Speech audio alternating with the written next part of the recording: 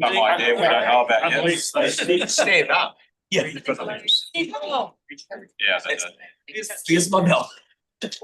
I'm just letting out a bit of anger there. Yes. Let's go. Keep going. You've got days for it. Okay, let's start with the opening Takaha. Ki te tonga. Kia makina kina ki uta, kia mataratara ki whai. E hia ki ana Te āwhakira. He huga hei hauhu. Māori ora. Okay, apologies. I've got an apology for late arrival from the mayor. In Early departure. the early departure, Councillor Barber, and Councillor Scandra is in absence for the meeting, and Tyler is on Zoom. Yeah. I'm happy to move those. Mel, you happy to second? All in favour? All carried. Yes, carried. Right. Declarations of interest, we'll just note in there around item 11 and item 15, which is good as gold. Then we'll go through the previous minutes. I'm happy to move those. Mel's happy to second. All in favour? Aye. Yes, it's carried. And we go to public forum. I see Mark's out the back. Come on up, Mark and Gerard. Oh, yep. Okay. So you've got five. Just gonna edit it. That's right.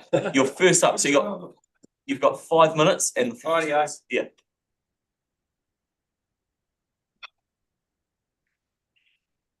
First of all, I'd just like to respectively say rest in peace, Ozzy Osbourne. Oh, yeah. Yeah. Yeah.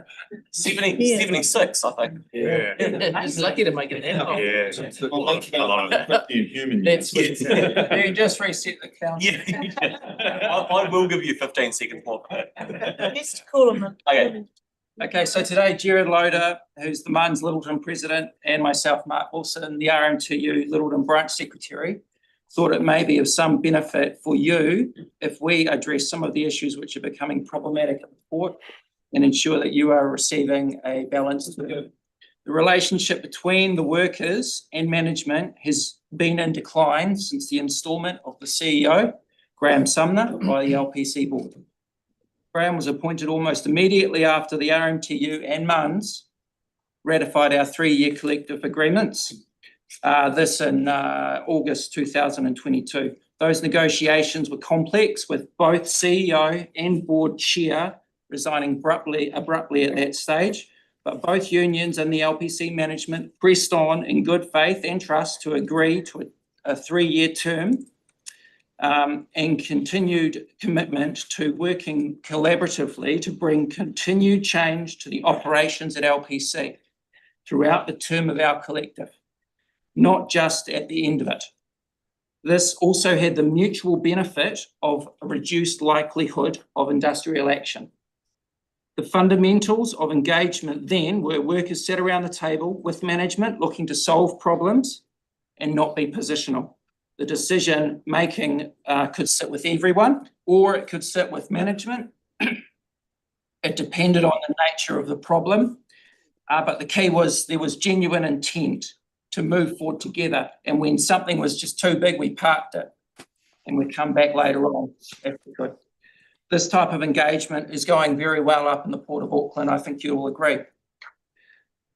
Here in Christchurch, fast forwarding to present day, LPC engagement principles have changed. Recently, the majority of our engagement has been through lawyers with notification of breaches of our collective agreements, employment relations authority hearings, and subsequent employment court appeals by LPC.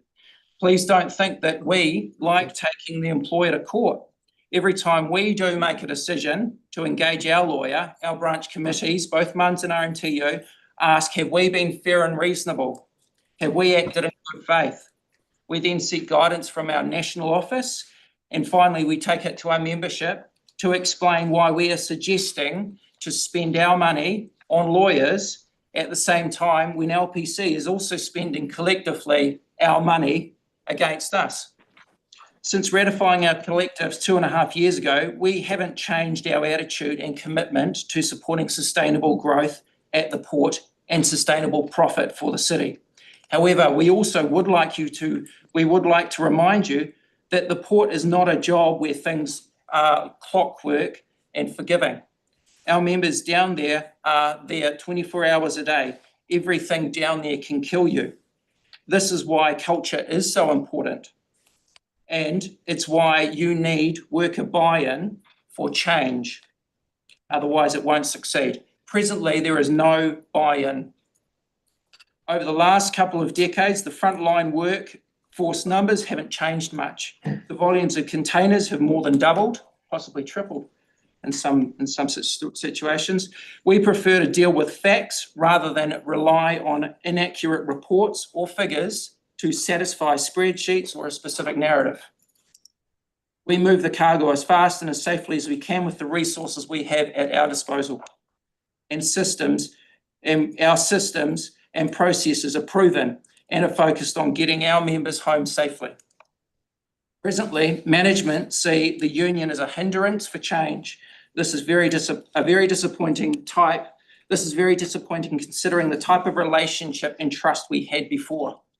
Engagement now looks like the minimum legislative requirements, disregarding engagement principles in our CEAs, or reinterpreting the intent of clauses in our CEAs to fit a new reduction of involvement in any form of shared decision-making for mutual gain.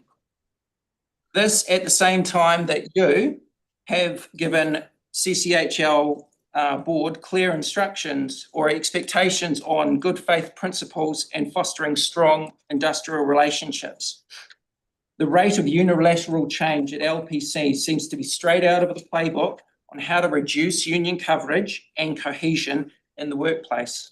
Presently, everything is being rammed through from change proposals resulting in significant role disestablishments. Jared's going through that at the moment, to policy changes directly impacting our employment conditions on a regular basis. The consultation process focuses on justification of management decisions rather than involvement of the workforce. This is a significant reason for ongoing legal disputes. There is just almost finished. There is now very little trust in the LPC ELT. All the managers that we actually did have relationships with have been off-boarded. New term. The CEO, we've got no faith in him, no trust in him, or the board, including the chair, who has expressed his continued support of the direction of LPC and the CEO. So to wrap it up, I'd like to extend an invitation to you. We've done this before, we'll do it again, to attend the RNTU AGM in August. We pride ourselves on being transparent and representative union for our members. Our AGM won't be behind locked gates. It'll be actually at the Naval Point Yacht Club on the 20th at 2 p.m. Thank you for your time this morning. Great. Hey, thank you both very much for coming in. Much appreciated. Okay, so that moves us through. We don't have any deputations by appointment.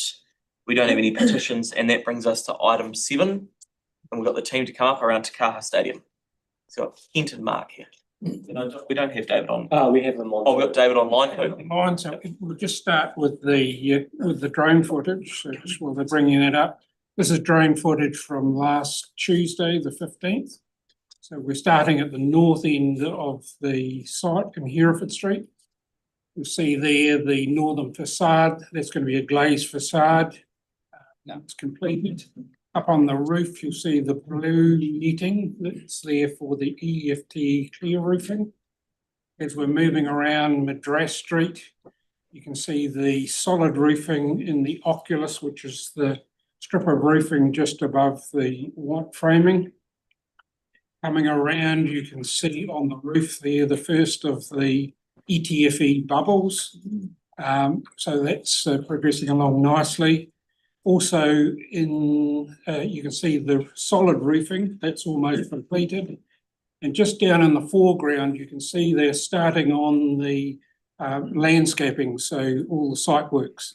So this week they're starting planting. There's going to be 10,000 native trees and plants going in. So they're underway with that. So we're coming around now onto Churham Street. You can see the cultural narrative facade there. Coming along now onto Barbados Street, progressing very good on the touch-ups to the steel, with the white steel work there, and it's all having its final coat. Now we can come, you can get a better view probably of the ETFE bubbles once they're inflated. The blue netting, once again, just the safety netting. And we're moving now around back to the northern Hereford Street end of the site. So very close to having that Oculus solid roofing, only really that northern part still to go. But yeah, progressing along very nicely on site. It's good. It does look good, very good. Okay, so we'll take your report as read. Yep. David, thanks for jumping online. Know you're a bit crook. Do you want? That's anything, all right. or Thank No you. worries if you don't. We take the paper as read. Yeah, look, take the paper as read. The only things I would like to highlight, I guess, Mark's done a good job of showing you what's happening on site. The highlights really for us are that we remain on budget and on program. And there are no concerns with respect to the project or its progress that we need to raise with council. We remain of the view that $1 council contingency. I'm probably having a bit of hard time hearing it, but I did hear you say we're on time and on budget. There's nothing to worry about. Are there So any, that's all I need from you, David. that's fine. Okay. Now, good as gold. Hey, thanks for joining. I've got Mark and then Sarah. Sure. And then Yanni. Yep. Sure. Thank you for your update. This is a question I probably know the answer to already, but I thought I'd ask it anyway. Is there any opportunity of getting this open this year? No, I think we're working towards the April 2026 completion date. And yeah, we'll see as the contract goes. That is the contract completion date. That's what we're working to. 5 months early, not asking. We just need it open on time and on budget. Yeah. Okay, and then I've got Sarah, Yanni, and then Pauline. Yep. Hey, thanks. Hey, maybe a year ago we started talking about, some of the heat stuff potentially in summer and heat assessments and things that have been done. And at that point, I think we were looking at there was just the passive stuff with the gaps under the eaves for shade, that sort of stuff.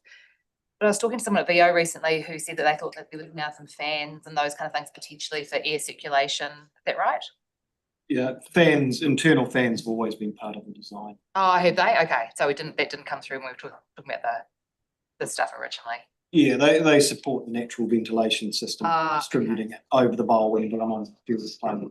No, that's good. That's cool. And while we're on time and budget for the current time and budget, have there been any? I'm trying to work out because there's been some discussion around it. Have there been any council decisions on Takaha this term at all? It was all set up last term. Is that right? No. Yeah. Thanks. Major point, question, Yanni? Yeah. Yeah, cool. Thank you. So I just had three questions. The first is there an update on the Pacifica recognition?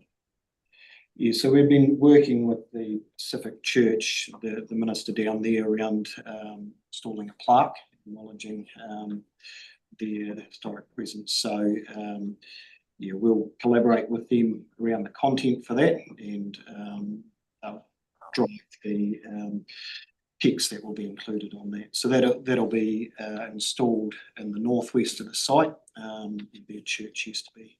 Right, and is that the full extent of what we've come up with? That's what we agreed with them. Okay. Second question is around the opportunity for street art. Obviously, the mayor and I hosted some a French delegation, and street art was one of the things that they mentioned as being really incredible in the city. What are the opportunities that we could look at in terms of street art if we wanted to do something to showcase that precinct or in the stadium? I think two parts to that, I guess. The first part, talking genuine street art as in the streets, that's probably a question for someone else. In terms of the Takaha precinct, we've worked with Ngāi around the development of a design that reflects the cultural narrative associated with that, and so that is woven throughout the precinct already. So we have asked previously about the possibility of additional art and been advised that that would not be viewed as appropriate. Right. Is there not, would there not be like a single wall within the stadium that you could have as a showcase that you could do like, time, like. I think maybe what we do is, so a really good point, is that something we could take away with Andrew and the team and come back? I just don't want to, these, with all due respect, No, that's cool. they can't make the decision today. I think that would be really helpful to get some advice back. I mean, then, it seems in this massive building, a blank wall somewhere that we can highlight the showcase. Okay, have you got another question? Yeah, and the final question is, when will we be in a position to know what's happening with the balance of precinct? I mean, this isn't the new question. For probably about a year. What are we doing with the land that we've acquired in terms of planning and getting something done while we've got contractors on site, rather than having to come back later after the stadium opens and figure out what we're doing with it? I think that's, again, not jumping the gun. It's a question for Mr. Rutledge. So he'll come back to you on that. Well, cool. Okay, Pauline? Mine's really easy. I just wanted to know, what's the FT bubbles for again? Is that acoustics? The clear translucent plastic portion of the roof to the northern end of the stadium. Yeah, but why is it? It lets in the sunlight, so the grass will grow. Okay. So And, it's like what they've got at Forsyth Bar, if you've seen that on TV. Yeah. maintenance for that structure, external structure, does it need to be like painted periodically or treated or anything? The life of it. At some point it will, yes. So that's been part of the discussions with VO around the cleaning and maintenance strategy for longer term upkeep of the arena. Touch base with him and see what costs are there. And I just want to thank Kent for you. I don't know if you're still doing the tours, but all the tours that you've been conducting, they've just been amazing, and everybody's just like over the moon who goes through there, and the way you take the time with people and you tell everybody, I don't know how many you're doing, but you always seems like the first time you're going around, so thank you. Yeah. Okay, then Mel? This was just a very tiny thing. I think I read in a letter to the editor or somewhere, someone said, why don't we cover the roof of the stadium in solar panels? And I was thinking, well, because it's colourless and the light has to get in. But I don't think everybody, and you just talked about it, but I don't think everybody understands about the grass growing. So it's really just a point that maybe we could be highlighting that. It's designed for them. Yeah. To just so the solid portion of the roof has been designed to accommodate solar panels if a decision's made in the future to include those. So we do have structurally and also within the services allowances to accommodate that. Sure. Cool. Great. Okay, and then lastly, Aaron. Yeah, so I just want to say, Mr. Chair, I don't want us to be asking for art reports on the stadium, because the stadium itself is a piece of art. It has a cultural narrative explained to us really well. And I don't know of any other stadium that has a cultural narrative on it like ours does. It's phenomenal and should be celebrated. So for it to keep getting asked for what art can go in there or on there makes no sense. And so let's not ask for a report on what art we can do. Street art is for streets and alleyways in the back of buildings. That's why it works so well. It's not for on that stadium. That stadium has an incredible cultural narrative that's been explained to us, and I think looks amazing and should be celebrated because it's the only one like it that I've seen in the world. I'm sure that feedback will take into the advice that comes back. Cool. Okay, so that's been moved by me, seconded by Sarah. All in favour? Aye. It's carried. Great, thank you both very much. Item 8, council submission on the Resource Management National Direction. Would someone like to move this? Yes. Second it? Do you want to just give us a quick sort of, and then it's been moved and seconded? Right. Yeah, certainly. So the government's consulting on a number of packages of national direction. the three packages that this submission relates to, infrastructure, the primary sector and freshwater management. And this slide, Shrahan can briefly speak to, talks about the key points from the submission. Morena koutou. The draft submission, which you would have seen, we took to council at the information session on the 8th of July. So this slide is just kind of summarising where we landed in terms of this final submission. So overall, the key messages kind of remain the same. So we're generally supportive of changes to national direction, but we're concerned about balance in kind of two key areas. So the first is the balance between enabling growth, but managing environmental and social impacts. And the second aspect is the balance between national direction and allowing councils to make rules specific to their own context. So that kind of came up yesterday when we were talking about package 4 as well, and the goals package. So just quickly in terms of package 1, generally supportive of the instruments and changes, but we are seeking a number of amendments and clarifications to improve the interpretation and application. And we also kind of have this key message that we don't want growth and development to come at a cost that is too high for the environment and also for communities. So the impact on amenity, which a number of councillors raised at the last information session. In terms of package 2, our main concern is again around the impact of the proposals on environmental health. So for example, one of the changes that we are opposing is the stock exclusion regulation changes. So wanting to support a total ban on no grazing in a wetland that supports the threatened population. And in terms of the afforestation proposal, so again, we're still wanting to not support the proposal to prevent councils from setting rules more stringent in terms of afforestation. So we want to ensure that we have the ability to set stricter rules in relation to managing wildfire risk. And then in terms of package 3, our key priority is to maintain the health of the flora and aquifers. And as a result, we do not support proposals the government has put forward to change the hierarchy of obligations, to rebalance Te Mana o Te Wai, and to amend the National Objectives Framework. And again, just reiterating that we do not support a proposed option potentially of removing this cap of 190 kilograms of synthetic nitrogen fertilizer per hectare. So so we'll take the as read, but happy to answer any questions on it. Great, thank you very much for that. I had some feedback, but I've thought about it. I won't raise it, so it's good. Pauline. Yeah, thank you. On page 26 of our agenda, and it's point 26.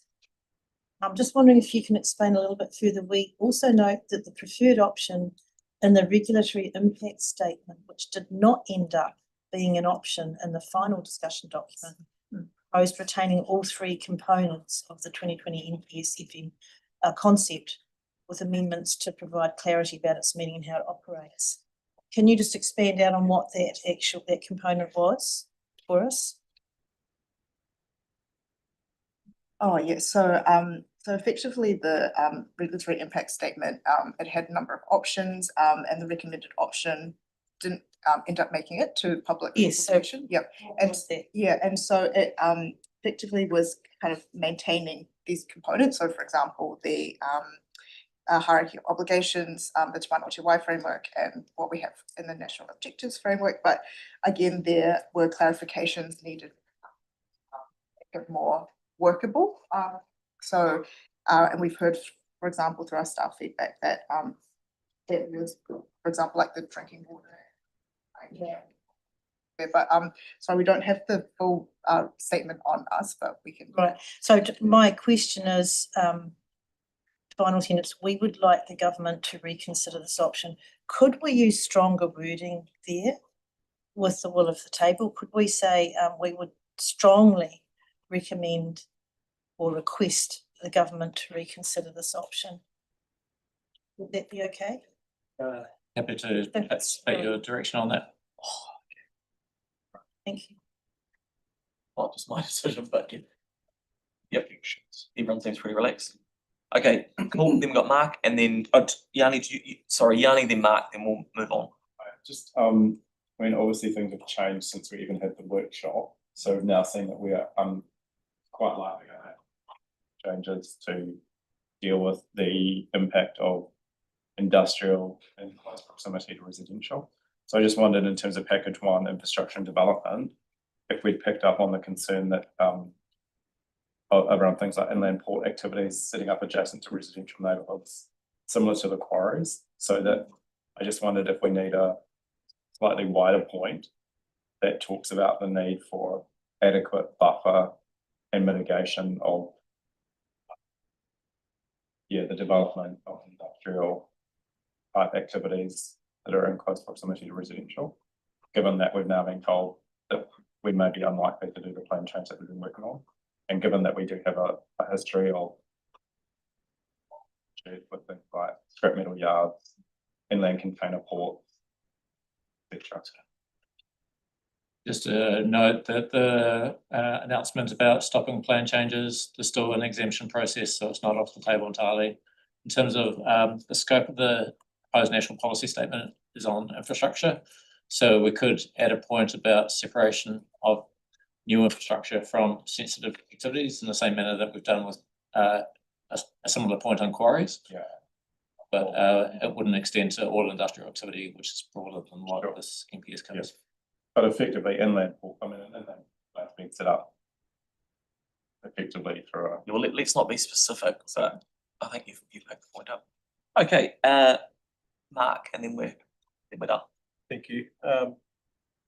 Going to point 10 on your statement here, on page 24 of the report.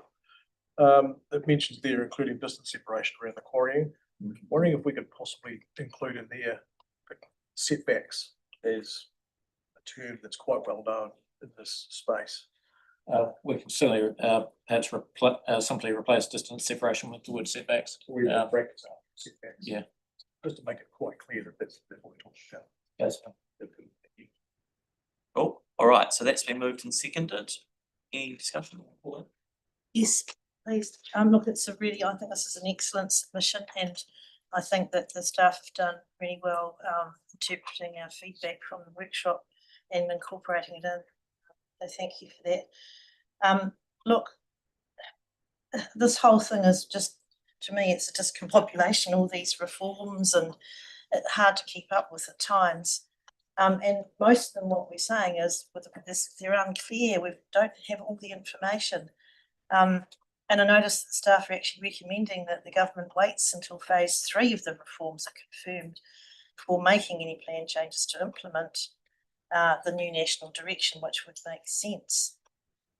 What I'm seeing here too is a push for like growth at any cost, with little care for the impact on the environmental outcome, especially for fresh water and biodiversity. So these are big concerns for me. So the lack of detail is a concern. It's like we're receiving half-baked ideas and expected to feed back on the vacuums. And the timing is a concern as well. It's horses and carts comes to mind. The timing is also quite a burden on councils to respond. So I think this is really of concern. And I just want to read out 31 because I think this is really important. With the broader reforms coming up, the timing of national direction implementation must be a key consideration to avoid any unnecessary burden or cost for councils. While national direction will have an immediate effect on resource consenting decisions, we request councils are provided flexibility in updating plans to give effect to the new national direction. We request councils are not required to undertake any necessary additional work ahead of more substantive changes to the system, e.g. phase 3. We also anticipate the proposed national direction changes will have resourcing implications, especially in training staff to understand and interpret, and ensuring we're able to gather required data to support decision making. So, you know, the constant change here also results in reduced certainty and increased costs for councils. So I'm just trying to emphasise again that once again this is a burden on councils. It's half-baked, but I think that what you've done with the information is incredible. You've highlighted everything that we're concerned about, particularly the environment, the wetlands. So thank you very much, and I'll be supporting this today. We're at eight. My right Yeah. there, I didn't realise it. No, yeah, don't encourage Pauline again. I mean, I guess, yeah, really valid points, Pauline, and the other side of it is also that there is some stuff in there, we're talking about how we do support it, so. Yes. You know, submissions are a point where we do feedback. But I think it's also good that we've sent in quite a balanced approach, which says how do we sort of get things moving in Christchurch as well, so completely agree, there's always gonna be additional costs on us that, you know, we shouldn't have to pick up, but, you know, we should provide feedback on it. So let's put that to the vote, all in favour? Aye. Against, that's carried. Thank you both for your work. Thanks, John, too. Okay, now, I think the most exciting one of the day, the internal audit charter. Yeah, actually, that's just been nice.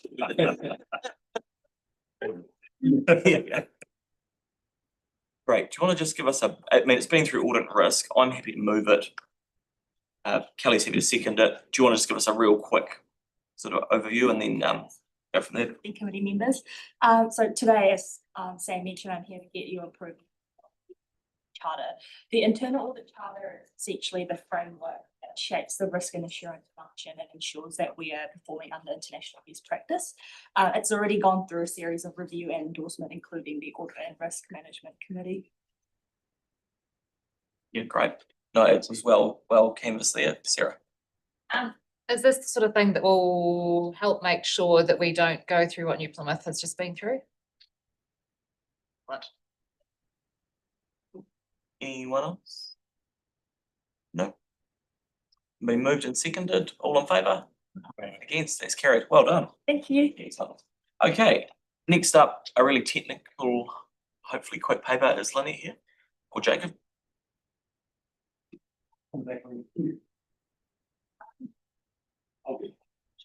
Oh.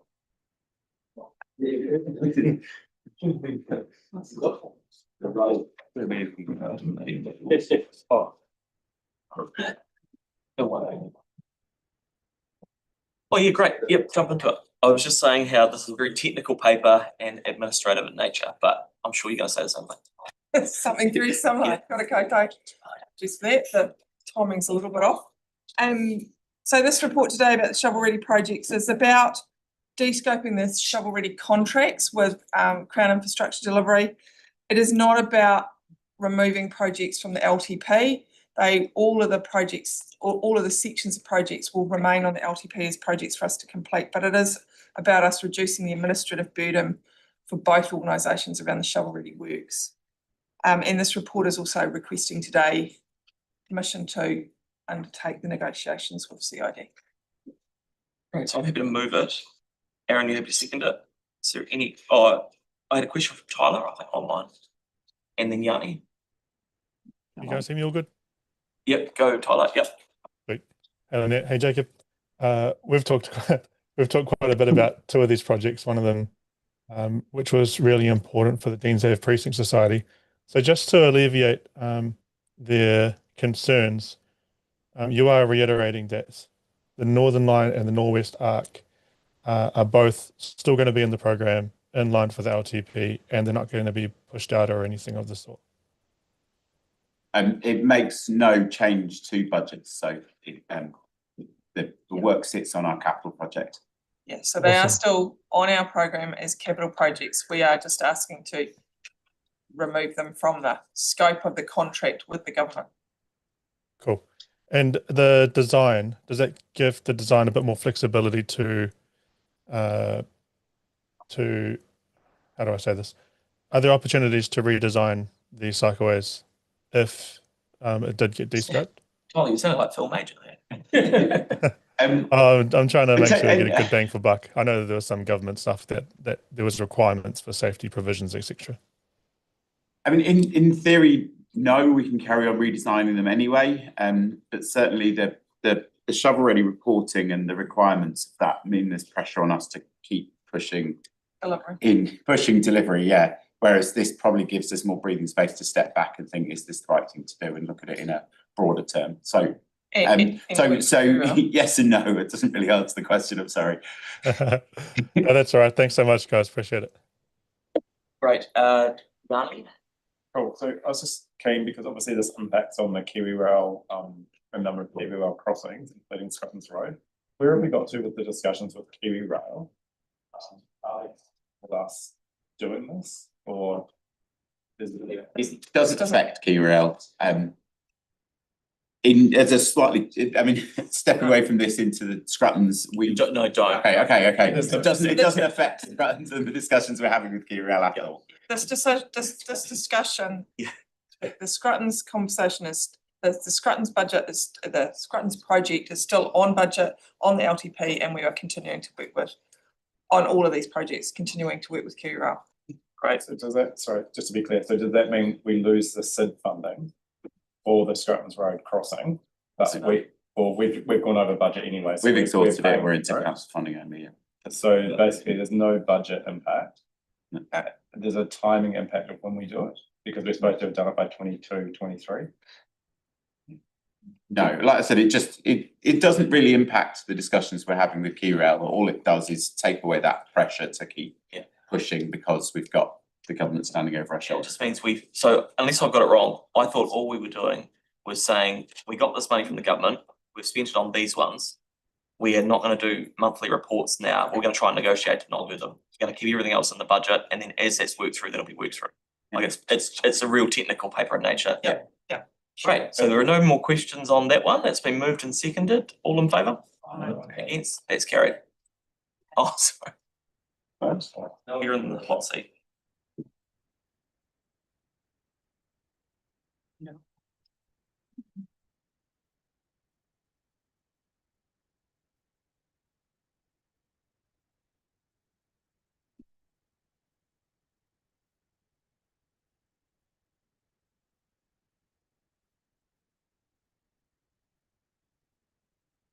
Right, we've got council controlled organisations, final statements of intent.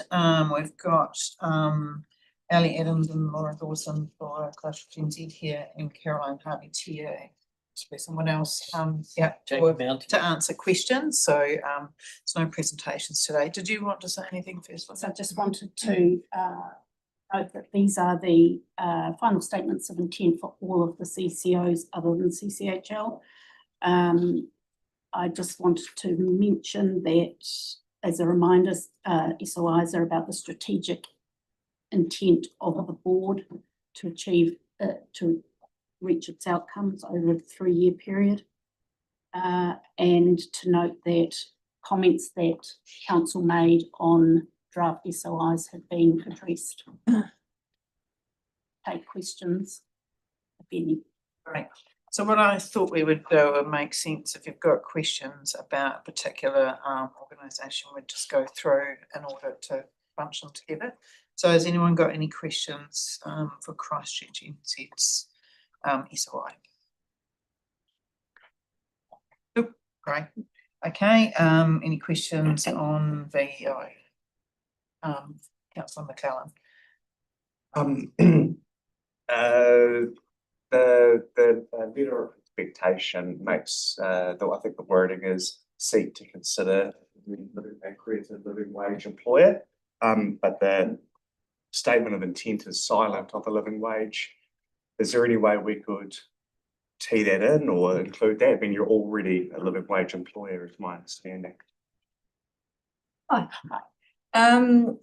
So accreditation for us would require us to also require all of our suppliers and our contractors to also be living wage. When we're procuring 80% locally, it is going to put quite a lot of pressure on some of those smaller suppliers. So it's just something we are working through the consideration of becoming accredited, but we don't want to then be devoid of our commitment to supporting local as well. So we're just working through that. That's why we haven't committed to being an accredited living wage employer.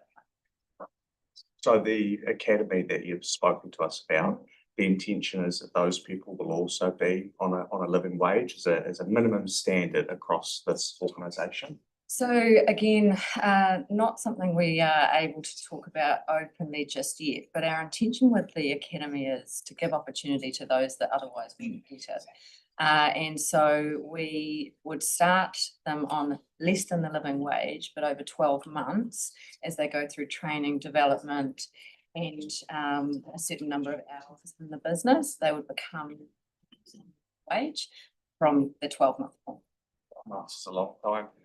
Bede, are we able to get any advice on what that would do to our accreditation as a living wage employer if we have a significant number of people for a significant period of time on a rate less than that? Your recent time rate. Yeah. Is it a significant number of people?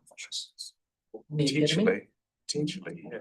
We'd have we'd then go back and see exactly what the criteria are accredited. Okay, well, thank you. Well, my colleague has just pointed out, the academy, do we know about that? So in this first intake, 'cause obviously we've just created it, we got 1,000 applicants. In the first intake, we're employing 80. Obviously, we're going to phase that over the next little while. And I think of that, there might be 15 who are in the academy. Right. And so that is the entire academy at the moment, 600 or so casuals that we have. That will build to about 1,000 by the end of the year in terms of totality. So you could estimate we might have 50 or 80 in the academy. Right. Okay, but over time, still be in place. Oh, look, it's really important that we don't get out of kilter, right? So we've got to make sure that we have the right skills in the business. So the academy is providing development opportunities, but we still have to have the right number of skilled employees to deliver a quality guest experience and make sure that that experience is safe. Councillor Henstock. Thank you. I'm just following on from Councillor McLennan's question. It's anticipated that people will come through the academy and out the other side. They don't stay in there. Yes, in 12 months. So when you're talking about the 1,000, is that the people that are coming through and out the other side? But at any given time, how many people are going to be in the academy? It's hard to know. It depends because obviously at the moment of the 600 people also we employ, there are 12 in the academy.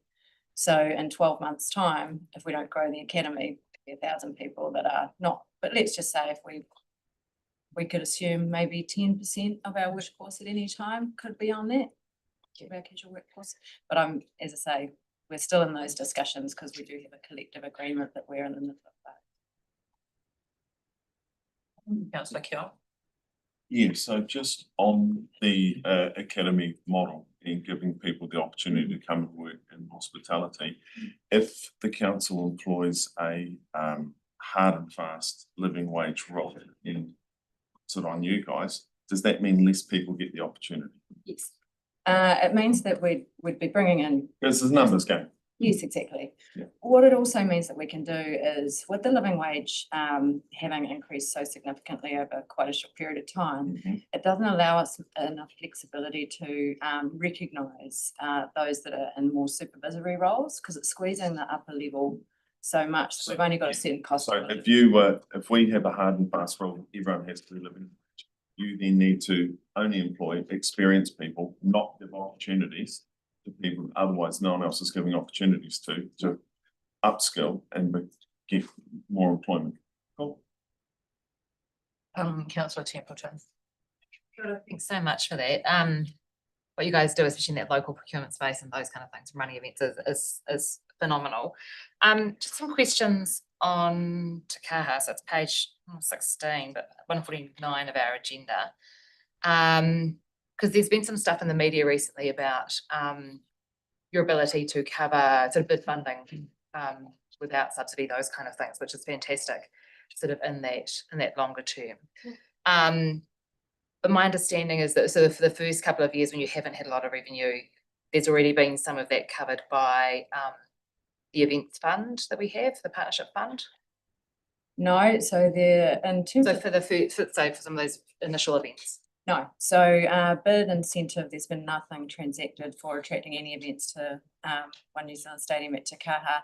Those transactions happen in real time. So anything for say 2026 would be transacted in real time. So all of the pre-opening expenses have been associated with the likes of developing systems, business development, some resource, legal fees, all of those things that you have to invest in without any revenue coming in. And we've been doing that now for 3 or 4 years. Yeah. Okay, no, that's great. And there's conversations happening and sort of talks in here about the financial model, assuming council retains ownership, those kind of things. Are you looking and doing the background work and with council staff on what would it look like if the ownership was different? So for example, if you owned Takaha? That's work that obviously council are working through as the asset owner, so we're supporting that process as much as we can, but yeah, that work's underway. But you'd be needed to look at what that would look like for you as a company. Yeah, that is great, thank you. Okay, and any other questions on the remaining items? We have mover.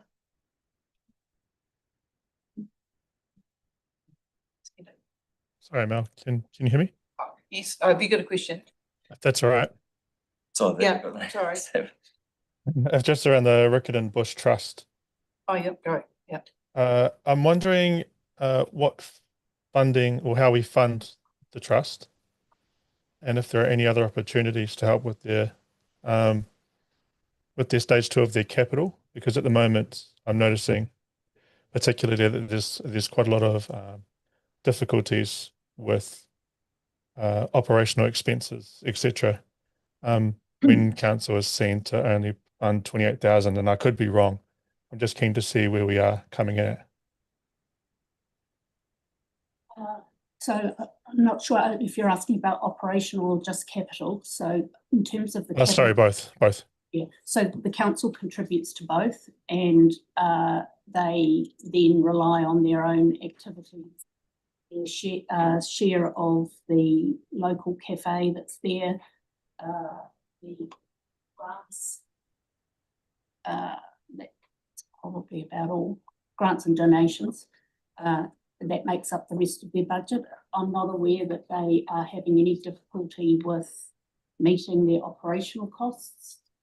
On the capital side of things, the project that they have for the enhancement of the bush has been split into two, and they're currently working through the first part of the project, and they've got sufficient capital for that. They've done a big fundraising exercise, and the council has provided some portion of the funding as well.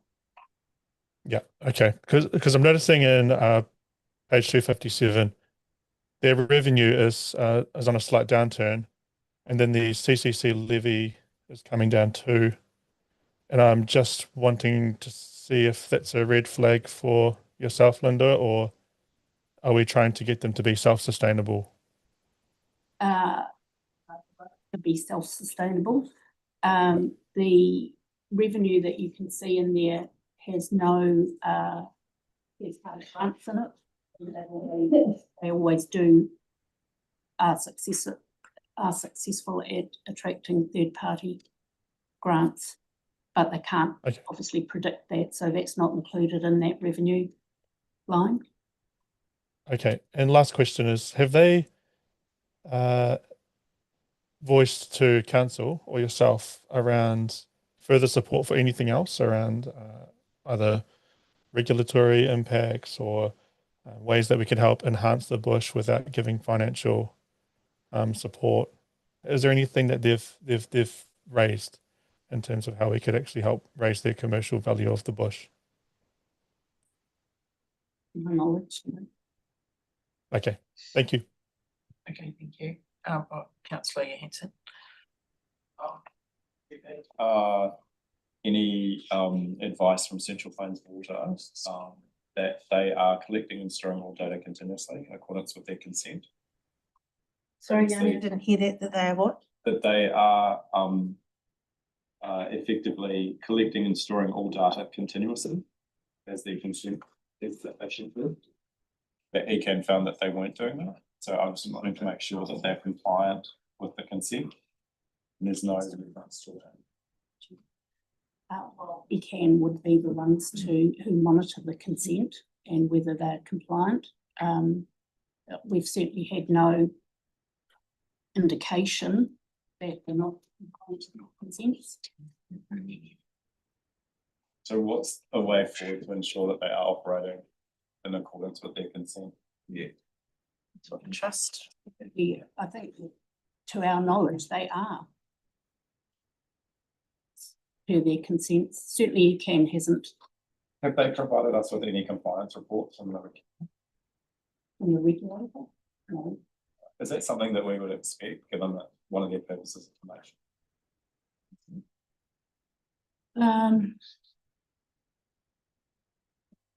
No, I don't think so. I think that's becoming,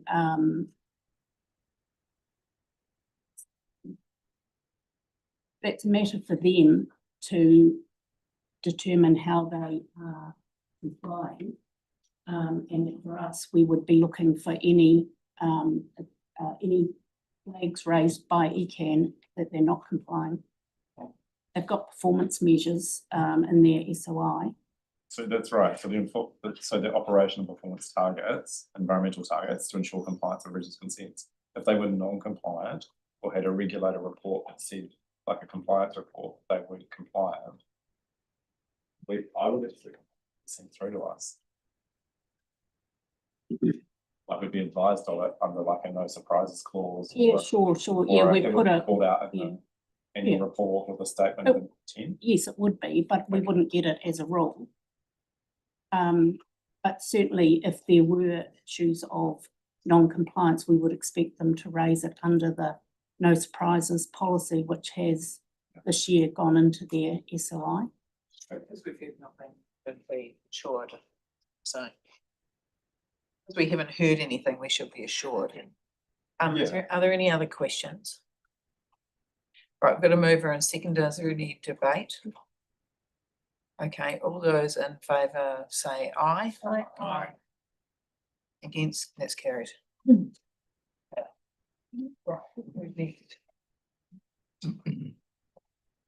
am I doing this bit? Yes. All right, so yes, so we've got to appoint a chair because we've had Tim chairing for the CCHL components and Tim isn't here. I would like to move that councillor Cotter become chair. Yep. Say aye. Aye. Me. So who was the second on it now? Sam can be. I don't know if he can be. Please. On this one? No, just moving the chair. That's only appointing a chair. It's not contentious. Yeah. Right, so this brings us to item 12. Christchurch City Holdings final statements of intent. So I've got Brian and Matt over here today. Any questions? I did want to just open the discussion with reminder that the SOIs are about the strategic intent of the board in achieving the outcome that it's tasked to achieve. And that paragraph 3.3 in our report, in the staff report, talks to the changes that CCHL has made to its SOI following council comment on the drafts. And from there, I would take it read and ask for questions, please. Questions, Sarah? Thank you very much. I just got a question on that kind of responsible ownership piece, and especially when it comes to Orion at the moment. So someone's flipped me through. I can't read the whole article because I don't subscribe to the National Business Review, but they've got a headline here with some text on Orion funding dividends with debt, and there's a piece where it's talking about, firstly, that they're approaching the Commerce Commission to be able to increase lines charges to fund infrastructure, which we know we need, absolutely. But then there's $25 million worth of additional borrowing and a $25 million dividend payment. And from my perspective, borrowing should be for the infrastructure stuff. And I'm just wondering if for the pressure we put on with the dividends beyond what was originally intended in this start is having an impact, and what impact that has on the ability to do the infrastructure for the city. and potentially then on finance charges for residents? Yeah, absolutely happy to answer that. So there is a lot of debt funding being taken on by Orion as part of its forecasts over the next 5 to 10 years as part of funding the assets and reinvestment in the network and broadening the network in the Canterbury region. So that is absolutely a given. In terms of the position with respect to debt and dividends, what we're really focused on is having the right capital structure for Orion long term.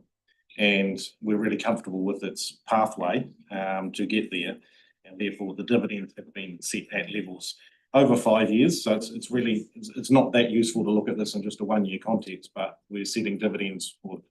So Orion is setting dividends, and we've discussed the pathway with them that gets them to the right balance sheet over time. So it's appropriate for what they're trying to do.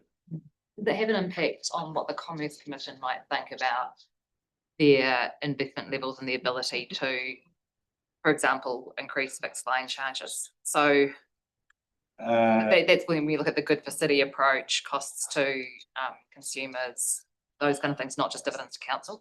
I can't speak for him. I guess at a reasonably technical level, using debt is a cheaper source of funding than using equity. And so over time, that's actually a good way to fund the assets and a cheaper way of funding the assets than using a fully equity funded balance sheet. So, but we really was getting down a bit of a capital structure. I'm just thinking, like, if debt for dividends though, as opposed to, if we needed the extra $25 million or the half of that or whatever to pass through, then actually would it be cheaper for us to borrow that money than for Orion to borrow it? How does that work? So Orion can, fund itself really attractively in capital markets, and has done for quite some time.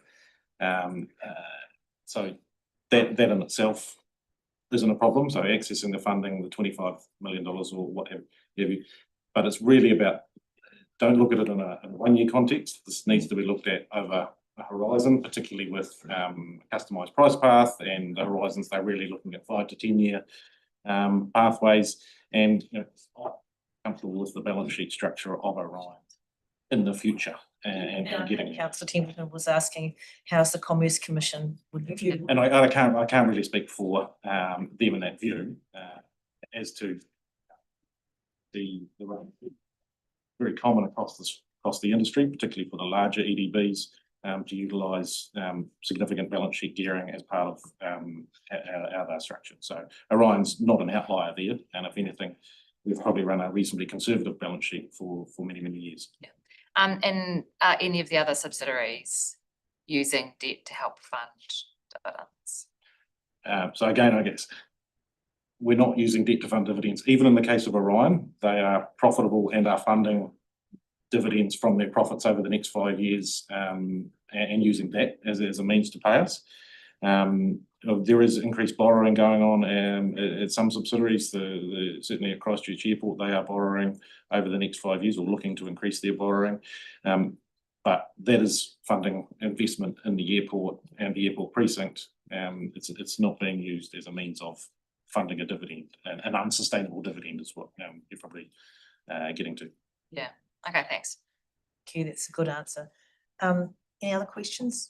Just one, and it's probably just on that. I just, for benefit of people watching, do you want to just talk through how a dividend is earned and how it's paid versus the capital programs that sit within companies? Because I think that's the nature of the question, which is, we're clearly not borrowing because we're making a profit. But actually, if anyone's watching, I think we should just be really clear. It's no different OPEX, CapEx. So just for the benefit of not Sarah anyone, but just the benefit of the public watching, how you make a dividend, how you get a profit, and how you pay a dividend. Yeah, absolutely. And all our companies, as reported previously, are having reasonably successful financial year 25, and we forecast for that to continue into FY26 and beyond. Dividends are set in a variety of manners, ways across the portfolio. At different policies, whether it's a percentage of profits in some cases, it's based around the outlook over a longer period of time. Just depends on the business model for the respective entities and their reinvestment needs. But there is a substantial borrowing program. We touched on it at Orion, but that relates to a large CapEx program. I wouldn't put the dividends that we've forecast in the context of special dividends, as council has asked for in the past. These are dividends that are paid from normal profitable operations, and certainly at CCHL, we pay out a percentage of what we receive, and so it's paid from CCHL profits, the dividend back to council ultimately. Great. 101. Councillor Johansson. So just interested in what feedback CCHL gave to LPC over their statement intent in terms of the industrial relations and seeking improvement. Yeah, so we did not just LPC, but we've had engagement with all the subsidiaries post getting the council feedback in April. And we're conscious of the focus on engagement as part of that. And not just staff, but community and all stakeholders was raised as part of that discussion. And so the feedback's certainly been taken on board by all entities. And we've committed to adding a SOI target within the CCHL statement of intent regarding our engagement on that front with the subsidiaries, and we'll look to bring regular updates back to council in FY26 regarding that. Specifically with respect to LPC, I think the numbers have gone from 4 targets to 12 targets with their whanaungatanga outcomes. So they've certainly taken it on board in terms of the focus that council and we've conveyed to them as part of that. And do you think it's acceptable that they reduce the engagement targets in the SOI, given what's happened over the past year, given the industrial relations, that their response is to effectively reduce the target? Are you referring to the change in the forecast targets for the engagement score? Look, I think it's appropriate that they're reset at achievable, realistic levels based on a number of factors: the industry they operate in, the recent results, what else might be going on. So there's no point having a target that is a stretch beyond achievable. I think we need to set these at appropriate and reasonable levels based on where the entity is at the time. So, I can't quite speak to the exact nature of whether the target, how much the target's decreased by. I think we might be talking 2% or something like that in terms of the engagement score. I think it's actually pretty subtle. But it's less about the target and the commitment to actually improving it over time. I think is the focus from me. I don't know if you heard the deputation this morning, but if you look at the statement of intent for LPC, both the previous one and the new one, it talks about culture. We believe working collaboratively for both people and for the business. We will build on work already done with our union partners to seek an environment. Collaboration delivers improvement outcomes and participation. And yet at the same time, we've had a finding that CEAs have been breached to the extent that the relationship between the unions and LPC is essentially defined as cooperative and collaborative. Such features have been notably absent in the manner by which restructuring has been developed. And there's a number of other comments in those findings around good faith not being adhered to.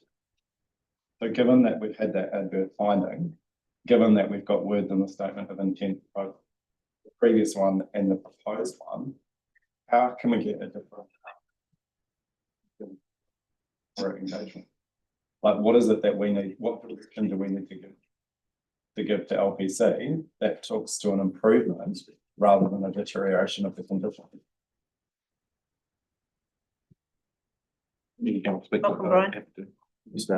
Yeah, it's look, there's actually going to be a limit on what I can say in any forum at the moment, because there are matters. So I'm going to keep it brief. I believe they're absolutely committed to strong relationships with all stakeholders as part of this. There are a number of findings in previous decisions which noted the quality of the proposals that have been put up. So I don't think it's just a one-way take on this. But I didn't hear the deputation that was presented earlier, so I can't really comment to. Word like bare minimum, taking a legalistic approach, unilateral decision making, not involving the workforce. I mean, these are all things that are pretty fundamental against what's in the statement of intent. And what we're being asked to do today is receive a statement of intent which effectively says that these things will happen, but they're not happening. So what I can't understand is why do you have basically an identical statement of intent that you had from last year or from the last triennium being asked for us to receive when actually it has no bearing to what's actually happening there at the moment. And it sets a target of decreasing engagement with the workforce when everything in the wording says that we should be trying to improve it. I think we need to be mindful of the current change environment that's been that all parties are finding difficult to navigate. I would note in the deputation and comments of Mark Wilson that he spoke to the environment that previously been very collaborative, and that was strained at the moment. And he also mentioned that there had historically been an approach where the management and the union would work together on challenges, and where those challenges were too substantial, he noted that those issues were parked. Herein lies the biggest problem. This is the underlying problem, that the big issues have been parked, and they have been parked for many, many years. And the sorts of change that the port is going through at the moment have been undertaken at all other ports around the country. The most recent port to undertake those changes was the Auckland 25 years ago. So it's important that we recognise the environment at the moment is strained, and when relationships break down, there's always issues on both sides of that. And I think we just need to give the port, the management, the union, the time and space to work through these matters together. They both have appeals pending. So I think we just need to give them the time and space to allow those matters to be worked between them, and what is a very difficult environment. So given what you've said in the response to the question, why is that not reflected in the statement of intent? Like there's a completely different approach now.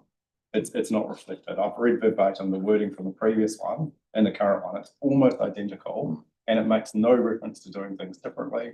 Makes no reference to both the approach that we've both been told from the unions that's occurring and from the members. So as owners, given that we've responsibility, what is it that we need to try and recognise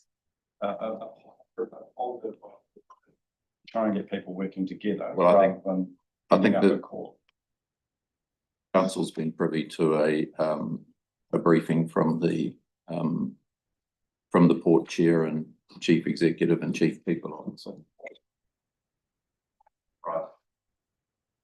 And there was some insights and information in that briefing that I think it gives you some understanding of the complexities and the challenges that are being dealt with at the port by all parties. It's very difficult for the management, it's very difficult for the unions, and they're having to work through that. The statement of intent reflects the best intentions of the company in response to council's direction, and that's where we're going to get to. Lyttelton Port Company board and management are committed to getting to a constructive and positive relationship with the unions. It's very difficult at the moment because they're dealing with some substantial legacy issues. And they have to see these things through in the interests of a safe port and a high performance, which is something that we all want, and I know the ratepayers of Christchurch would expect. I mean, it is difficult, Yanni. There's two sides to the coin, and it's undergoing a process at the moment. I mean, we have given direction. What you're asking for is how can we strengthen that? And I think. Oh, I think what I'm asking for is transparency in the statement of intent that talks about the approach that will be taken not the approach that we've actually accepted previously that hasn't been adhered to. And we've only got the finding from the employment court relatively recent, the Employer Relations Authority. It's pretty clear, and until the appeal is resolved, then that's the law. That's not us, that's an Employment Relations Authority making that determination. Yeah. And I guess what I'm concerned about is that, like the statement of intent is not reflecting actually what's happening on the ground. And actually, as owner, let's try and find a way forward, which is why I've put some additional resolutions to try and work this through, rather than having the kind of he said, she said, and acrimonious things that end up in court. So Okay, we'll move through the questions and then I think we'll adjourn and not. So who have we got next? Celeste? Thank you. Might be for you, Matt. It's just a quick follow-up around Orion on page 314. Just want to understand a bit better around the, it says that there's declining returns after tax for the following years, but the dividends are remaining the same.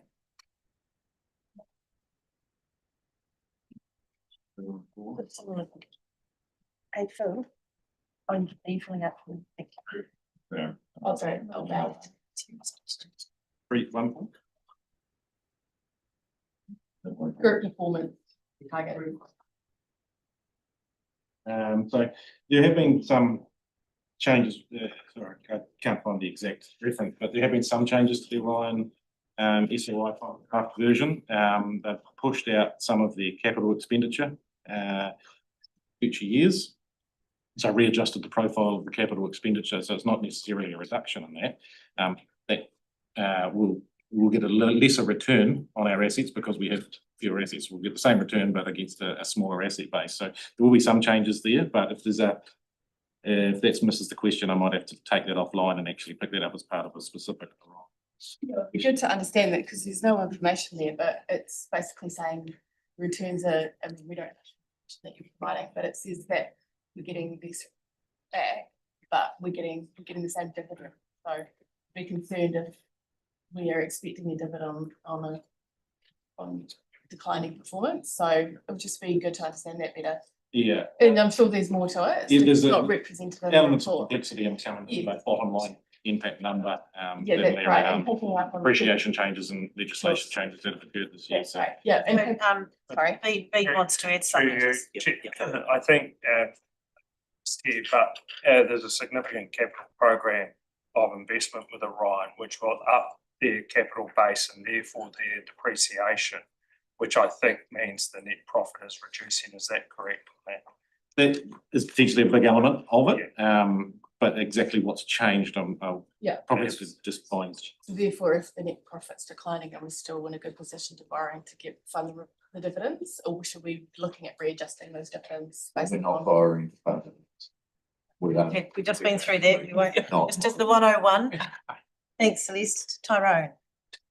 Just back to the port. So in noting Brian's comments just on the Port of Auckland last port before Littleton to sort of shift away from the four-person model. But I guess perhaps the counter to that is that since Roger Gray became, and Roger obviously being a very popular and well-liked former CE of the LPC, since he moved to the Port of Auckland, he's really radically embraced that high performance, high engagement model, which is less hierarchical and more inclusive and more, much more engaged with the front line. And that's really seen a real high uptake in the improvement and performance at the Port of Auckland. And it feels to me like we're moving in the opposite direction at the LPC. I think that that's absolutely where Littleton Port will go once we get through these fundamental reforms. Auckland's already been through the fundamental reforms, so they're building a high performance, high engagement program on top of a solid base. We don't have that solid base. So we have to undertake these fundamental reforms. And once we've done that, we will build a high performance, high engagement model at Littleton Port Company, which will achieve the very things that you and Councillor Johansson are concerned about. Right, so are we up to adjournment? Just one question. Yep. Yeah, just I've tried to seek this information. I think I've been told that it's not a matter for us. I've tried to find the performance versus the target information around engagement in the last 10 years for the port, for example. And I'm surprised that it's really difficult to find that information. In our report, we published shareholder, council's role at governance level with the SOI performance targets presented to reflect the strategic focus. The performance targets evidence whether the CCO has completed or is on track to complete the activities in the SOI towards delivering against its strategic targets.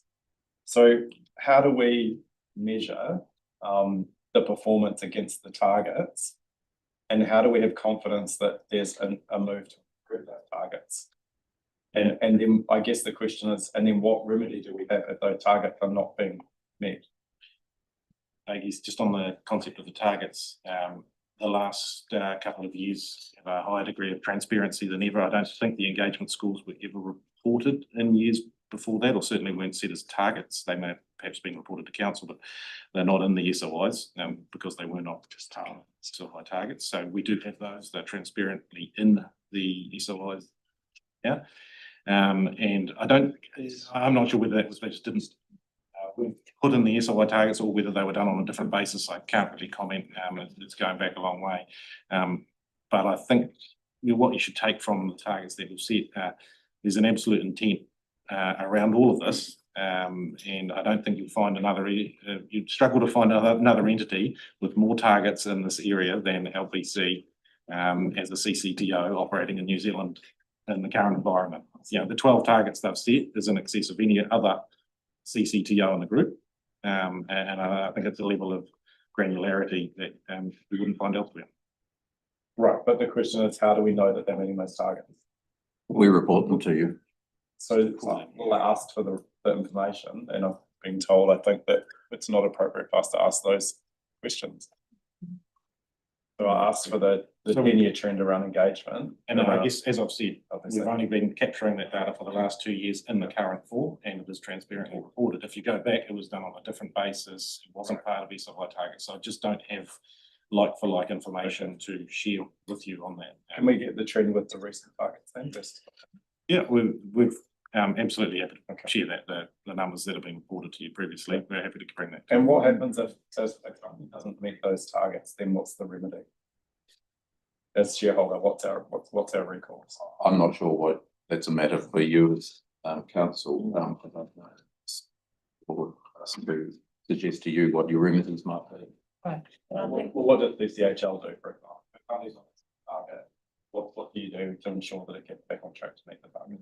There's probably various ways to address things. And what I'm going to do now is call for break for morning tea. 10, and we'll look. Yes, councillor Benson's proposed some amendments which we'll look at during the break and come back. Okay, so 11:10. Thank you. It's already halfway there.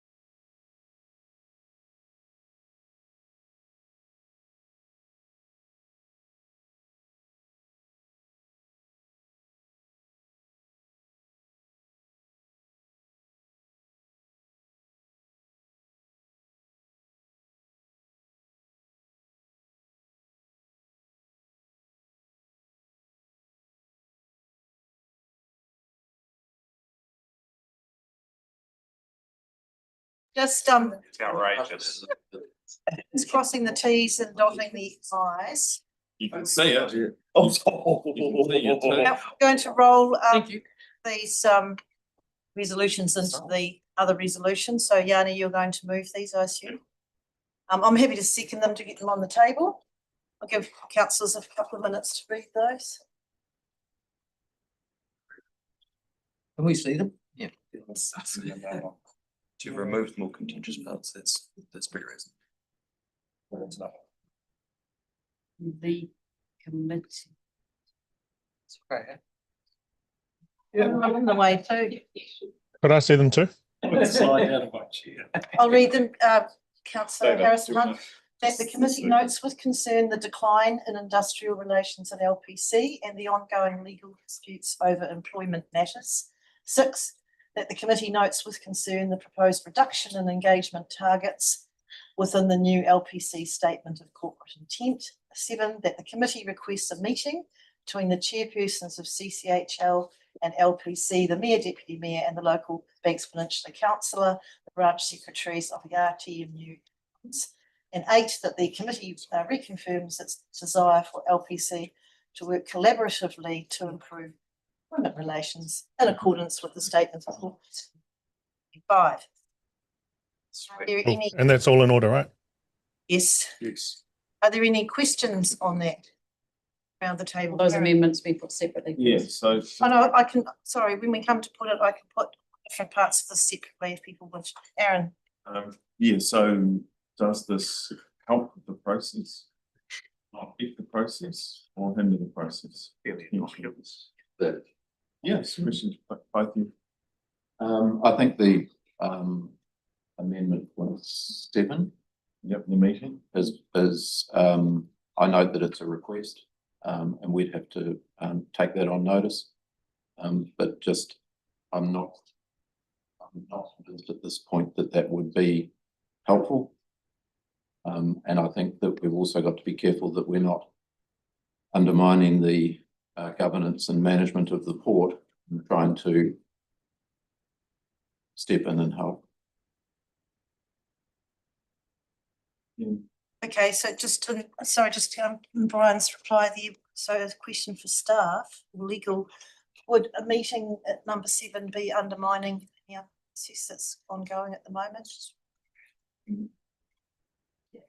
I'm not sure that that's a legal question. Probably not. The only question that matters is it in order? Clearly it is, so let's vote. Okay. You obviously think that's in order. Yep. Substance, it's not a legal question in terms of the way it's asked. Aaron, did you I've got a have question whenever you're ready. Yeah, I'll wait. James? Thank you.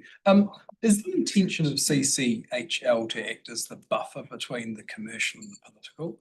That's my question, sorry, yeah. James just asked. It's certainly been described that way in documents in the past, both formally and informally, I believe. It's not. Yeah, and one was probably to our council. I'm just trying to understand how 5 and 6. I mean, I know they're just noting, but I'm trying to understand if you take the concept of the paper, we're advising comments, if any, on the SOI or Eco Central, but we're not advising comments, we're just noting. So it seems more virtue signalling than actually doing anything.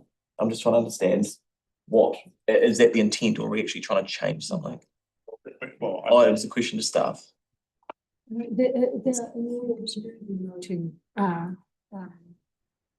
resolutions on many occasions, and this one is in order, and it is potentially just council or the committee. So they're noting as opposed to decision. Yeah, and it is a signal. So we would, so it's not amending anything, it's just signalling publicly. What you decide to do. Right.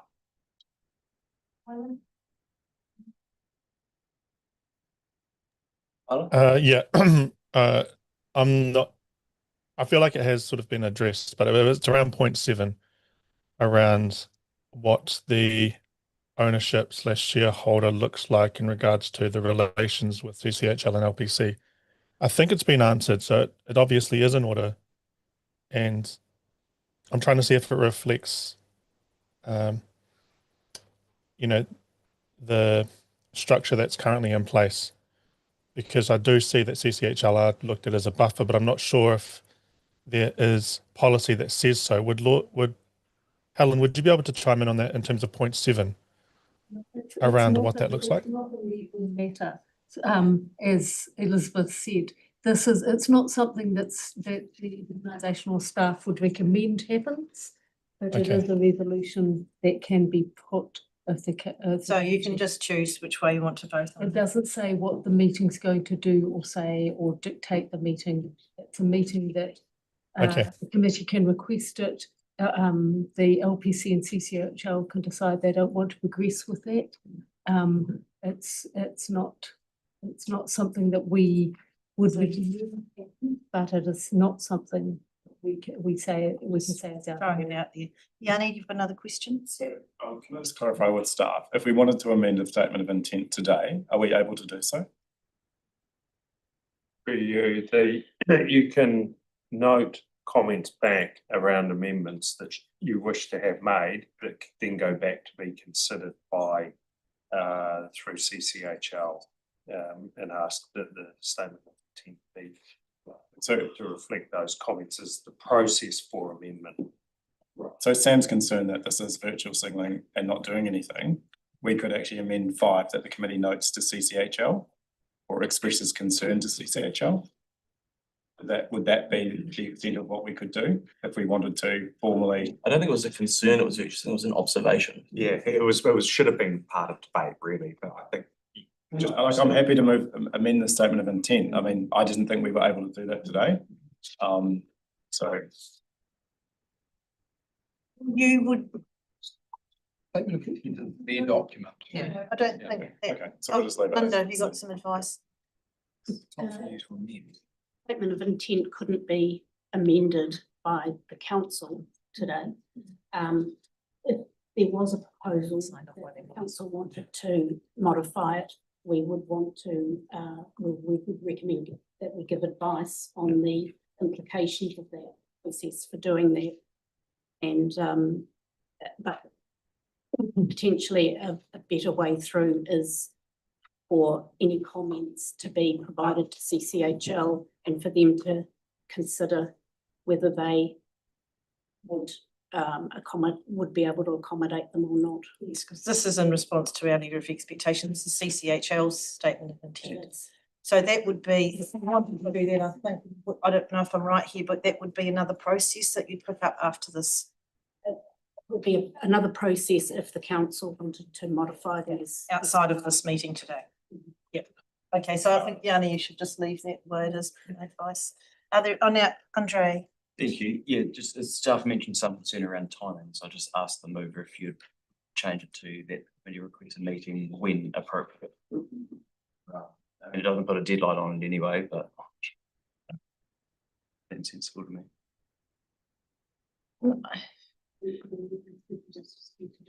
What did you want to put on there? When appropriate?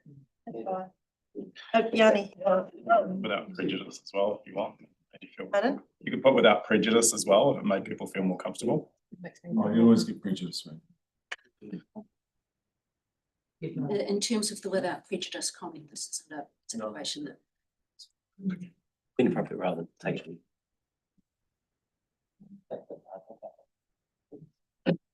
as appropriate. Okay, so I think we basically there apart from some spelling. Oh, Aaron. Yeah, I'm just with these changes having come up today, some of the suggestions around them, I'm questioning whether this should potentially lay on the table until we have a briefing on the structure that the council put in place for owning its companies and how those companies are run, so everyone understands our role. Decide on our statements of intent. Because some of the stuff that's been raised today would have me, if I was a member of the public, questioning whether the council's fully understanding.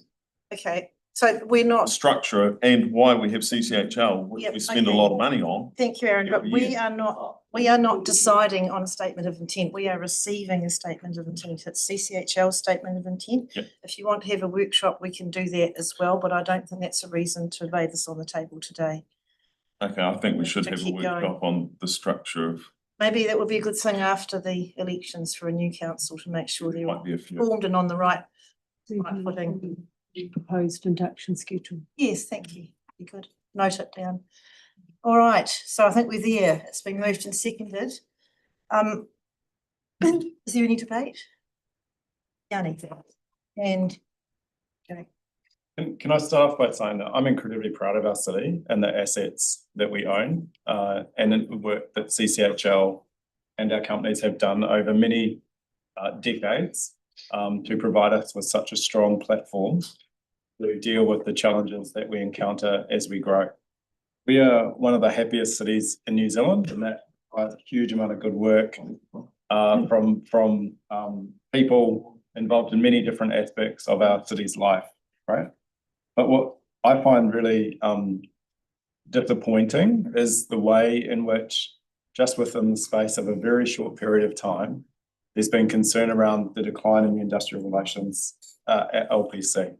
I went to a public community meeting without any expectation of what I'd hear just under 3 years ago, where the workers and the port management were singing each other's praises in public, talking about working together to get good outcomes for the city.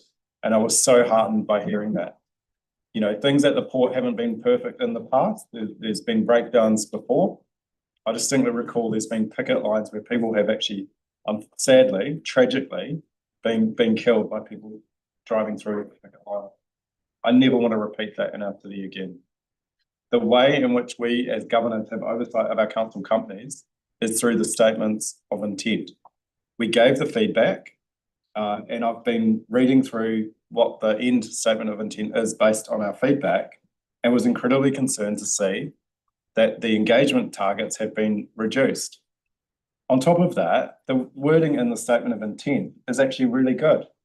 So despite the fact that they're saying that they're going to work collaboratively to foster engagement through the celebration of LPC values and seek to increase staff engagement, the targets have been lowered. And the issue of working collaboratively, despite it having a really good description in the statement of intent, saying things like, we believe that working collaboratively will lead to better outcomes for both people and the business, and we'll build on the work already done by union partners to seek an environment where collaboration delivers improved performance outcomes and problem solving through good faith consultation. We've ended up with an employment relations authority finding that basically says that there's been a breach to the extent that the relationship between the unions and LPC is essentially defined as cooperative and collaborative, and such features have been notably absent in the manner by which the restructuring proposal has been developed and presented.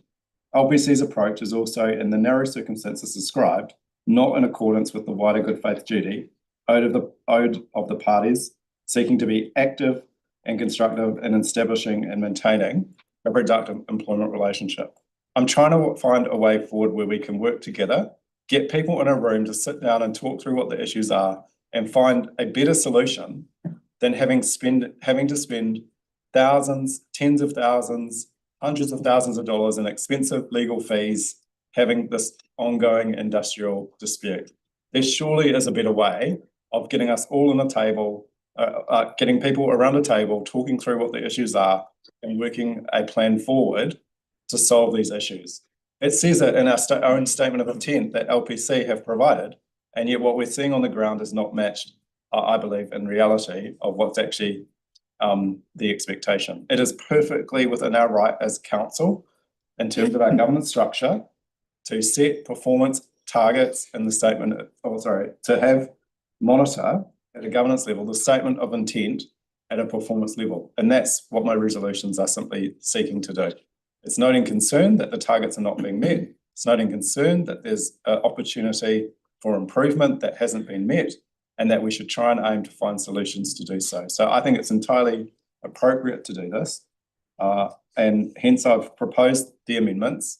You know, I don't think it's constructive to public deputations and private briefings and a whole bunch of stuff happening in the employment court without us as the shareholder and the owner, again, facilitating a way with the mayor, the deputy mayor, the local councillor, with the organisation, the management and the workers to try and work through these issues and come up with a better solution. So that's the intent behind my amendments. I hope that you'll support them. There is nothing to be lost by supporting these amendments. There's everything to be gained. Alan? Yeah, no, I'll just back up a couple of things Yanni said. You know, there's really no harm here. You know, you can call it signalling if you like. It is sending a signal. It sends a signal that we are concerned about the state of industrial relations at the port. And it's not good enough for us just to wash our hands and go, oh, well, we have CCHL. They'll be the sole and only buffer, and we just won't take any matter or mind or wash our hands with any considerations on the port, one of our strategic assets, and actually employs hundreds of people in this city. So I think what he's proposed is moderate, it's sensible, it's entirely appropriate, and I think there's no harm in supporting it. Councillor Fields. No, also speak in support and just add to what my colleagues said, and just add a community perspective, acknowledging the fact that, yes, we do have a governance role and there is a separation with CCHL and appropriate boards and that, but I'm also the Christchurch City Councillor for Banks Peninsula, and I represent the people in my community. And the people of Littleton, and I talk to people every day in Littleton, and recently I've talked to hundreds and hundreds of people in Littleton, and all I ever hear regarding the port is concern about industrial relations there and how it's impacting the communities. And I talk to people in the cafes and the bars, on the streets and the shops and the restaurants, and they are all concerned about how things are working down there. And that is a community issue, and if it's a community issue, then it does in fact impact on the people of Christchurch, and that's why we need to be able to do the things that we need to do, and that's why I'm going to support these this amendment and these resolutions. Aaron? Yeah, it's a little bit awkward with this being talked about in the public domain. It feels like half the information the public is seeing some of what's going on. They got to hear a deputation this morning. Then they get a very measured response from the representatives that are here now over this. I just wish, and I hope someone from the media puts in an application to the council to get the information that we received, because if we're open and transparent, we'll share it. The information we received as a council, because the public of Christchurch are shareholders in that port, and quite a number of them don't want the port sold. So they have the right to know what we heard in that briefing last week. So the sooner that goes out into the public domain, I think it would be a lot better and clearer for the public to know what's going on, because there's... They may want to sell it if they do. Is that what you mean? I don't know. They might. No, there's plenty that don't want to sell it. There's some. An offer was made to the union themselves to be the shareholder with their retirement fund, and they weren't interested in buying it, which was a little bit of a shock. So, what's that? They already own it. We do. Yeah, but a high performing port, they would get an even higher return on their retirement fund. So that would make more sense to own it. Auckland's going well. But, Okay. So my point is that there was information that we received as a council that the public have a right to hear, and the sooner that that's out in the public domain, I think for Christchurch and for our assets. And there's a reason why we have CCHL, and it'll be good if that's explained to the public as well as the councillors quite soon. Thank you. All right, I'm going to put the resolutions. So I thought what I'd do is maybe put 1 to 4 as a block, and then I'll put 5, 6, 7, 8 separate, each separately. Okay, so putting 1 to 4, all those in favour say aye. Aye. Opposed? That's carried. 5, all those in favour say aye. So hang on. It's fine. You need to do division on it. On 5. Oh, just the whole lot. It's on that bulk. We'll probably do the bulk of the others. 1 to 4, there wasn't anyone opposed, was there? No. Sorry, staff, could you please put the screen back up on the Just 5 to 8 would be better. All right, 5. Sorry, Please can I don't. check, are we doing each 5, 6, 7, 8 separately? or Yes. just together? Separately. Separately, okay, so 4, Just a minute, councillor Harrison Hunt, are you up with the play? Yeah, I am now. The Okay, so screen's we're been doing a shared, thanks. division on, and we're going to put 5, then 6, then 7, then 8, all separately. Okay, so 5. Can you explain? Over to David. okay, so councillor Peters. So maybe just read the resolution out so that people online. Yeah, just please. I can see the screen, Yanni. It's all good. It's all good, okay. Although we do need to see the screen. Oh, so can you move this across? Yeah. Maybe just do it up. Yeah. And I'll do this nice and slowly, so my. So councillor Peters. Yes. Councillor Fields. Yeah. Councillor Harrison Hunt.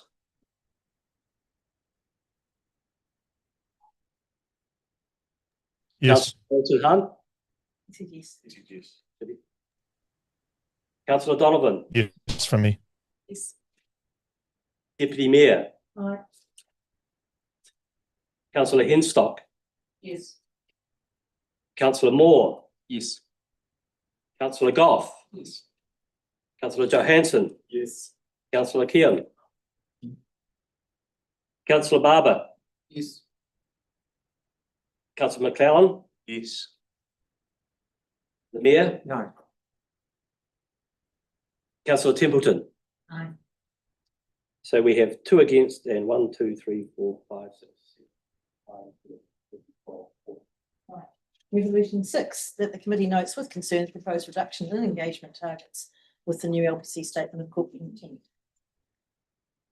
Okay. Councillor Kean. No. Councillor McClellan. Yes. Councillor McDonald. Oh, you're sorry, you're.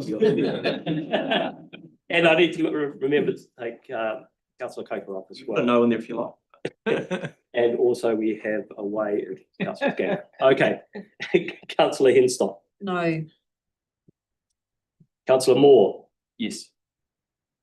Councillor Harrison Hunt. Yes. Councillor Peters. Yes. The Mayor. No. Councillor Templeton. Aye. Councillor Barber. No.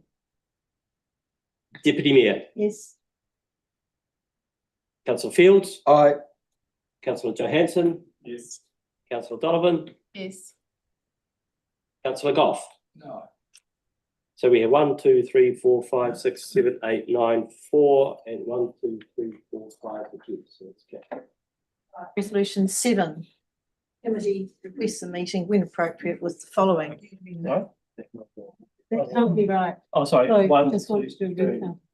4 against.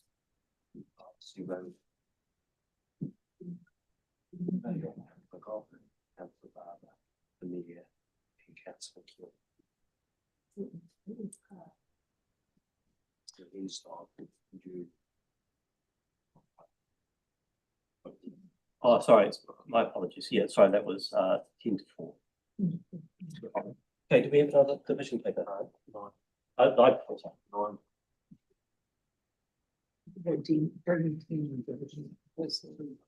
Okay, so.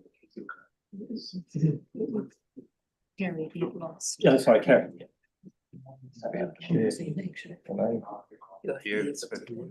Should do it on there. Yeah, it's 2030. Okay, resolution up, please. Yeah. Wait, freedom. Right, here we go. Back to the yellow. Right, number 7, the committee requests a meeting when appropriate with the following. Okay. Councillor Moore. Yes. Keep the yellow. You keep the yellow. I'm doing this one and then this one. Councillor Johansson. Yes. Deputy Mayor. Yes. Councillor McClellan. Yes. Barber. No. Councillor Goff. No. Councillor Kean. Councillor Fields. Yes. The Mayor. No. Councillor Harrison Hunt. Yes. Councillor Did you hear Donovan. me? Sorry, just checking. Yes. Councillor Peters. Yes. Councillor Hinstock. No. Okay, I'll do my counting correctly this time. Aye. Okay, so four, we have 1, 2, 3, 4, 5, 6, 7, 8, 9. And against we have 1, 2, 3, 4, 5. And that is carried. Right, and number 8, Yeah, now the last one. that the committee reconfirms its to work collaboratively to improve employment relations in accordance with statement of intent 24-25. Such vote. Yeah, that's pretty. It's reconfirming, it's just. Yeah, I think the point he's making is, do we? Well, you don't need divisions. Oh, ask Aaron, That's one. None of them belong here, but yeah. You don't need a division on this one? Not really. Okay, all those in favour of 8 say aye. Aye. Opposed? One opposition, that's Aaron. All right, so they're all carried. Thank you very much. Well done. Change as a result of the last hour. Yeah. Except we've probably just destabilised the whole structure we have in place as an organisation. It's all right. Hey, we do that every week. Yanni might move an amendment to get rid of CCHL now, we don't. Yeah. So now we move. That secures not selling it though, because we just reduce. Eugene, moving a resolution to exclude the public, set out on pages 343 and 344 of the agenda to be. Moved, here, seconded, Melanie Craig, all those in favour say aye. Aye. Opposed, that's carried. So we'll just give a few minutes to turn everything off. There, Rose. Yeah. Was there an exception for someone to stay? Yes, so, yep, in your resolution, you Yeah, have. We put in the question. Yes, and Matthew stated through Taylor. And the main room. Be okay. Yes, you can come back. I'm not sure. man. Well, we've been retired. I apologise, that was my fault. I should have actually mentioned to you to leave the table, because I'm sorry. Sorry, I'm not familiar with the protocol. Steve was good. Neither the rest of the table. And in a very nice way, doesn't it? He did, a It's lovely way. because Sam nudged me and I nudged. It was more for your benefit than Yeah. You didn't want to be. That's true. Yeah. So can we just have 5 minutes while we